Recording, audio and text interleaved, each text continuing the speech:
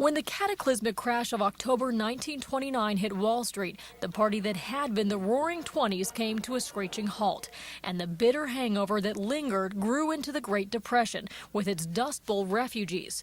Their story was immortalized by John Steinbeck's Grapes of Wrath. Wherever there's a fight so hungry people can eat, I'll be there. If Steinbeck images captured the story, Woody Guthrie's music captured the fighting spirit of those who scraped through those tattering years. This land was made for you and me.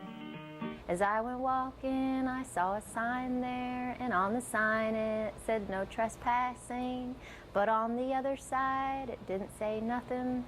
That side was made for you and me. Sarah Lee Guthrie, Woody Guthrie's granddaughter, and Thomas Steinbeck, John Steinbeck's son, were together this weekend in the Bay Area, taking part in a tribute to their famous relatives. The two reflected on how in these uncertain times, people are looking backwards to the old messages. It means a lot to people as far as their voice being heard, or they need to stand up for their politicians, or they need to stand up for their house or their land. We're about to hit some really rough times.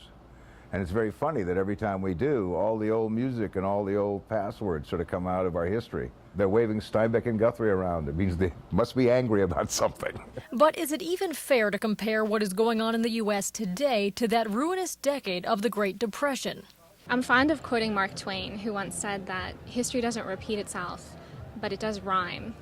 And there's a lot of rhyming going on between the Great Depression and the crisis of the financial markets. Kathleen Friedel, an assistant history professor at UC Berkeley, says both Guthrie and Steinbeck helped disenfranchised working-class Americans feel like they were entitled to the protection of the American government, not just the rich. But Friedel says we are a long way from the painful markers that framed the Great Depression: 25% unemployment rates and a decline in production by 50%, conditions that sparked social unrest in the streets. It's not really the same situation as the country faced, but I think Americans are in a position now to be much more empathetic about the tremendous anxiety and terrible anxiety of the Great Depression.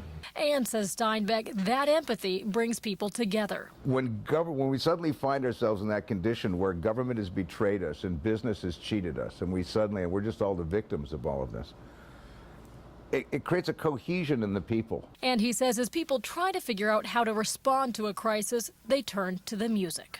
People asking us for change, people sleeping in the streets, politicians still don't have